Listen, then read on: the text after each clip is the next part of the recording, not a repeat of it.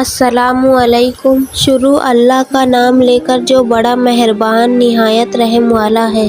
جب آسمان پھٹ جائے گا اور جب تارے جھڑ پڑیں گے اور جب سمندر ابل پڑیں گے اور جب قبریں اکھیڑ دی جائیں گی، تب ہر شخص معلوم کر لے گا کہ اس نے آگے کیا بھیجا تھا اور پیچھے کیا چھوڑا۔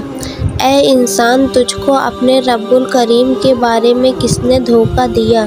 وہی تو ہے جس نے تجھے بنایا، پھر تیری اعضاء کو درست کیا اور تیری قامت کو معتدل رکھا، جس صورت میں چاہا تجھے جوڑ دیا، مگر افسوس تم لوگ جزا کو جھٹلاتے ہو، حالانکہ تم پر نگہبان مقرر ہیں، یعنی معزز کاتبین۔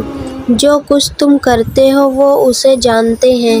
بے شک نیکوکار نعمتوں کے بہشت میں ہوں گے اور بد کردار دوزخ میں، یعنی جزا کے دن اس میں داخل ہوں گے اور اس سے چھپ نہیں سکیں گے۔ اور تمہیں کیا معلوم کہ جزا کا دن کیسا ہے؟